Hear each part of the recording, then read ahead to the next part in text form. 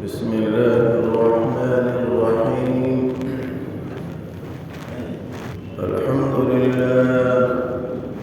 الحمد لله نحمده ونستعينه ونستغفره ونؤمن به ونتوكل عليه ونعوذ بالله من شرور أنفسنا ومن سيئات أعمالنا.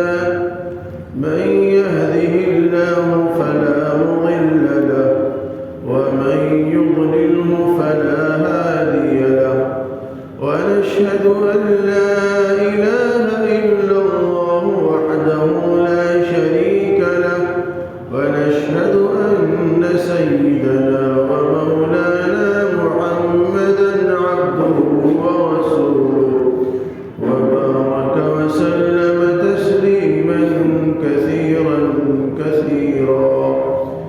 أما بعد، فأعوذ بالله من الشيطان الرجيم. بسم الله الرحمن الرحيم. قل لن يصيبنا إلا ما كتب الله لنا هو مولانا وعلى الله فليتوكل المتوكلون. عزیزان گرامی قدر، بزرگوں اور عزیز نوجوان دوستوں اور ساتھی، ہماری روزمرہ کی زندگی میں طرح طرح کی دشواریاں، پریشانیاں، آفتیں اور بلائیں آتی ہی رہتی ہیں، اور یہ پریشانیاں، یہ بلائیں، یہ مصیبتیں جو آتی ہیں، یہ اللہ کے امر سے اور اللہ کے حکم سے آتی ہیں۔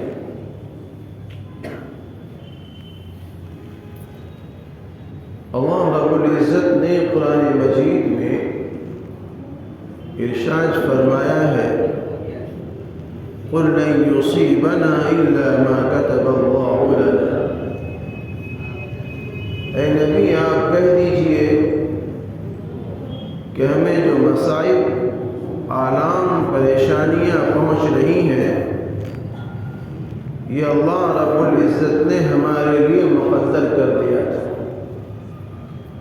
اللہ نے اس کو ہمارے لیے لکھ دیا تھا۔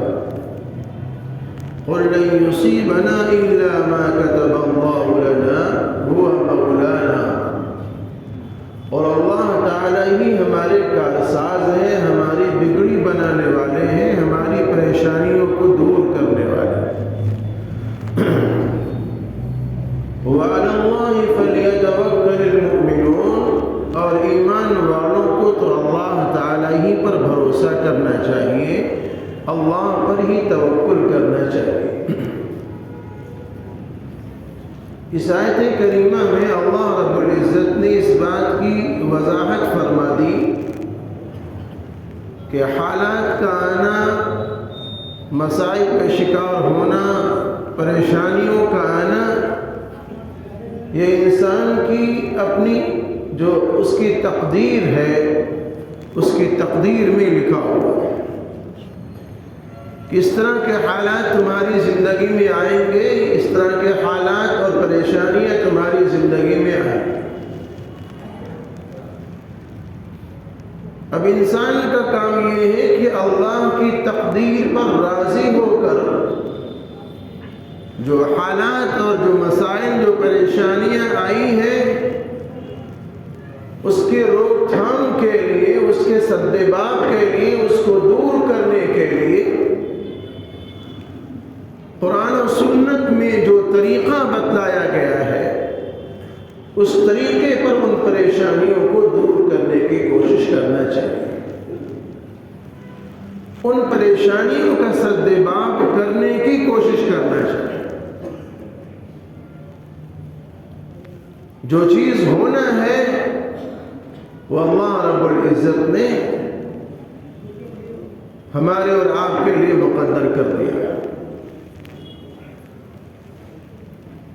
جو چیز ہم کو نہیں پہنچی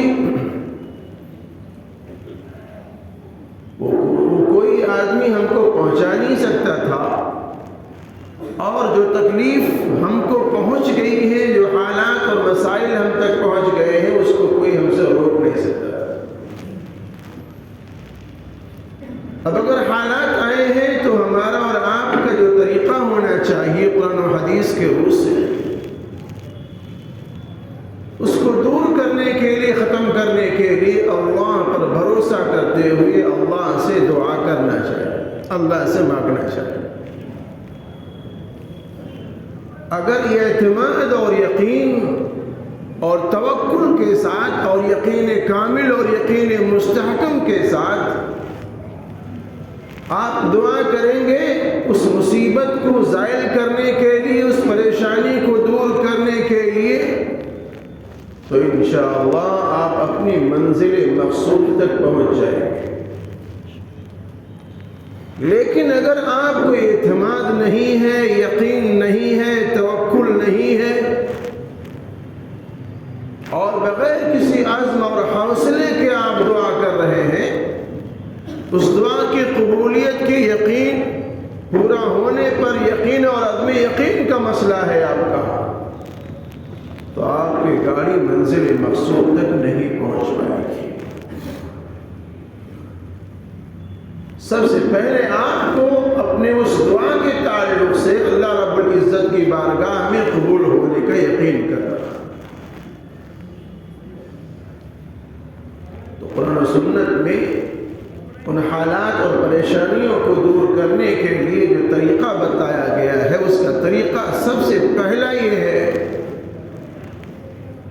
کہ اللہ کی ذات عالی پر بھروسہ رکھتے ہوئے ان حالات اور مسائل کو دور کرنے کے لیے اللہ سے مانگا جائے اور دعا کی جائے کہ اللہ ان حالات کو لانے والا تو ہی ہے، اور ان حالات کو ہم سے دور کرنے والا تو ہی ہے۔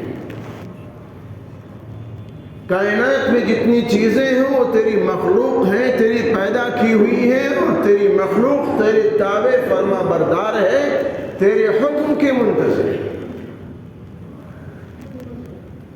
اسی اعتماد کے ساتھ میں دعا کرنا چاہیے۔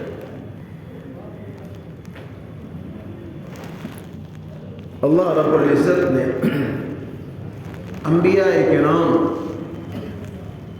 علیہ السلام کی جو پاک باز ہستیاں گزری ہیں دنیا میں،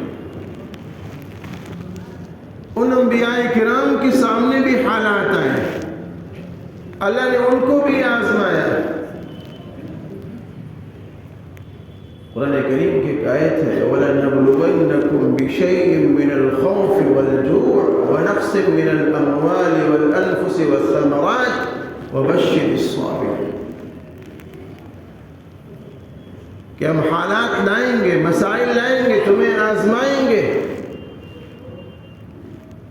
کبھی خوف و ہراس کا مسئلہ آئے گا تمہارے سامنے،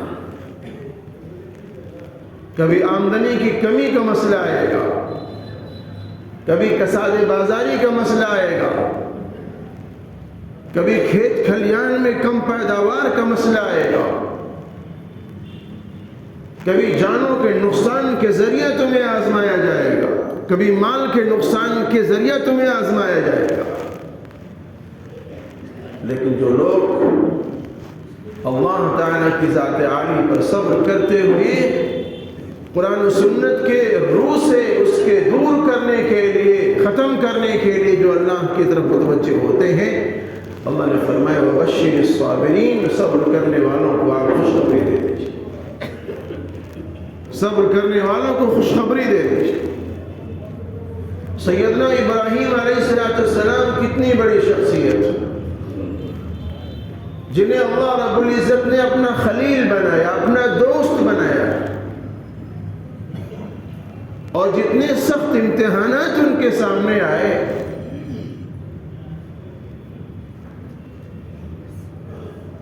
ہمارا شمار کی کیا بات، بڑے بڑے لوگ ان امتحانات میں کھڑے نہیں ہو سکتے۔ ایک امتحان تو وہ ہے جس کے بارے میں طالب علم یہ کہے کہ جناب یہ پرچہ مشکل ہے، لیکن وہ پرچے ایسے تھے، وہ امتحانات ایسے تھے کہ خود اللہ رب العزت نے کہہ دیا کہ ابراہیم جن چیزوں میں ہم نے تمہیں آزمایا ہے وہ آزمائش بہت سخت تھی، بہت کڑی تھی، لیکن تم اس میں کھڑے ہوئے۔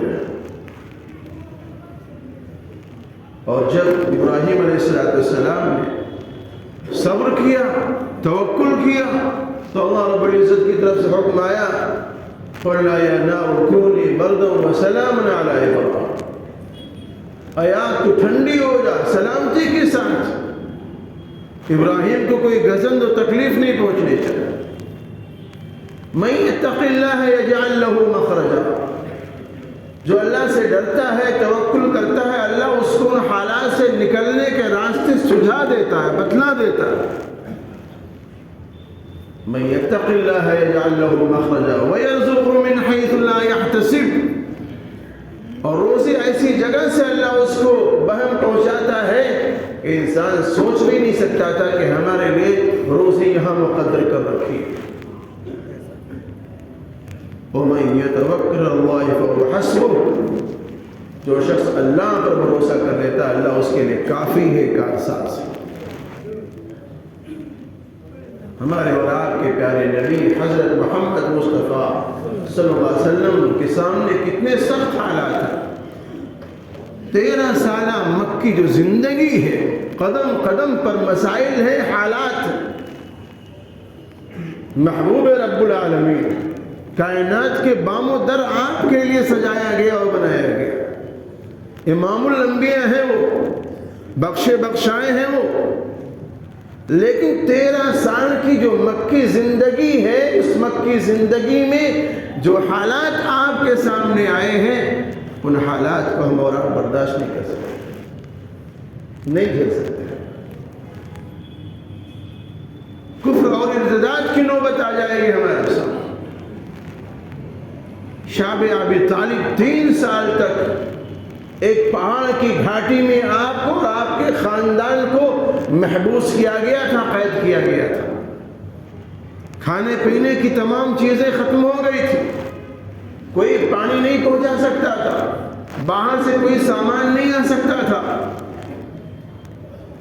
پتے کھا کے زندگی گزاری ہے آپ، چمڑے بھون بھون کر کے کھائے ہیں آپ کے گھر والوں نے اور آپ نے۔ تو مسلسل 13 سالہ جو زندگی ہے نبی علیہ السلام کی، بڑی دکھوں والی ہے، آزمائشوں والی، تکلیفوں والی ہے، لیکن اس کے بعد اللہ رب العزت نے حالات بہتر کی، مدینہ طیبہ آئے اور ایک کے بعد دیگرے جیسے جیسے حالات بہتر ہوتے رہے، زمانہ بڑھتا گیا، حالات بہتر ہوتے گئے، فتوحات کے دروازہ کو، اور صحابہ کرام نے وہ تمام چیزیں دیکھی جو اس وقت کے لوگوں کے دل و دماغ میں بات نہیں آ سکتی تھی۔ سراقہ بن جوشم ایک صحابی ہیں، اس وقت ایمان نہیں لائے تھے، نبی علیہ السلام نے فرمایا تھا کہ سراقہ تمہاری کیا حالت ہوگی، ایک زمانہ وہ آئے گا کہ قیصر و کسریٰ کے کنگن تمہارے ہاتھوں میں ہوں گے۔ روم اور ایران جو اس زمانے کی بڑی بڑی سلطنتیں تھیں وہ فتح کی جائیں گی، اور اس زمانے کا جو بادشاہ سونے کے جو کنگن پہنتا تھا وہ تمہارے ہاتھ میں ہوں گے، تم پہنو گے اس کو۔ اور سوچ کر کے سن کر کے لوگوں کو ایسا لگتا تھا کہ واقعی کیا ایسا بھی ہو سکتا ہے۔ سیدنا عمر بن خطاب رضی اللہ تعالیٰ عنہ کے زمانے میں روم و ایران سے فتح ہوئی، قیصر و کسریٰ کے کنگن لائے گئے تھے دربار خلافت میں، اور عمر بن خطاب رضی اللہ تعالیٰ عنہ کو حدیث یاد تھی جس کو اللہ کے رسول نے فرمایا تھا، تو سراقہ بن جوشم کو بلایا، اور بلانے کے بعد میں جو قیصر و کسریٰ کے کنگن تھے وہ سراقہ بن جوشم کے ہاتھوں میں پہنائے گئے تھے۔ صحابہ سوچ نہیں سکتے،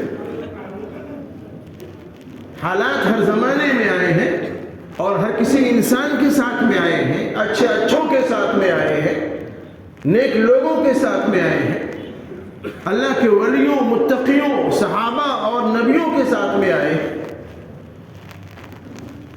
لیکن ان لوگوں نے صبر کیا ہے، توکل کیا ہے، اور قرآن و سنت میں جو طریقہ اللہ رب العزت نے بتایا ہے اس طریقے پر انہوں نے اللہ سے مناجات کی ہے، دعا کی۔ اللہ رب العزت نے پھر ان کی دعائیں قبول کی۔ بخاری شریف میں ایک واقعہ بڑا لمبا ہے۔ 3 لوگ تھے جو کسی وقت سیلابی موسم میں کہیں سفر کر رہے تھے، بارش ہو رہی تھی، طوفان آیا تھا، کسی غار میں چھپے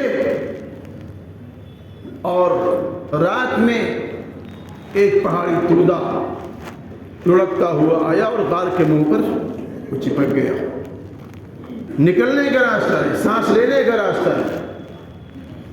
ان 3 لوگوں نے اپنے اپنے عمل کا واسطہ دے کر کے اللہ کی ذات عالی پر صبر کرتے ہوئے اور توکل کرتے ہوئے دعا کی۔ ان 3 لوگوں نے اپنے اپنے عمل کا واسطہ دیا کہ اللہ میں نے وہ عمل اگر تیرے رضا کے لیے، خوشنودی کے لیے کیا تھا، اس مصیبت سے ہم کو نجات دے۔ واقعہ لمبا ہے۔ اللہ رب العزت نے ان کے اس دعا کو قبول کیا اور وہاں سے ان کو نکلنے کا راستہ دیا۔ ورنہ غار ہو اور غار کے منہ پر کوئی پتھر لڑکتا ہوا آ کر کے ٹک جائے اور پھر وہاں اس کو کوئی نکالنے والا نہ ہو تو نکلنے کی کوئی صورت نہیں تھی وہاں۔ لیکن فرمایا من یتق اللہ یجعل لہ مخرجا، جو اللہ سے ڈرتا ہے، خوف کھاتا ہے، اللہ اس کے لیے نکلنے کا راستہ بنا دیتا ہے۔ سیدنا یوسف علیہ السلام، زلیخا نے گناہ پر آمادہ کیا تھا، سیدنا یوسف علیہ السلام نے اللہ پر توکل کر کے دروازے کی طرف بھاگنا شروع کیا تھا۔ دروازے بند تھے، ایک دروازہ نہیں تھا، کئی دروازے تھے، لیکن تمام دروازے آٹومیٹک کھلتے گئے اور سیدنا یوسف علیہ السلام اس مصیبت سے، اس پریشانی سے نجات پانے لگے۔ تو ہر زمانے میں حالات آئے، ہر شخص پر آئے، اچھے اچھوں پہ آئے، متقیوں پہ، پرہیزگاروں پر آئے۔ لیکن اس کا مطلب یہ نہیں ہے کہ تھک ہار کر کے چپ چاپ بیٹھ جائیں۔ اس کا مطلب یہ ہے کہ اللہ کے ذات پر توکل کرتے ہوئے، صبر کرتے ہوئے، قرآن و سنت میں جو طریقہ بتایا گیا ہے اس پر عمل کرتے ہوئے ان حالات کو ختم کرنے کے لیے اللہ سے دعا کرنا چاہیے، اللہ سے رجوع کرنا چاہیے۔ اللہ تعالیٰ تمام لوگوں کو صالح کرنے کی توفیق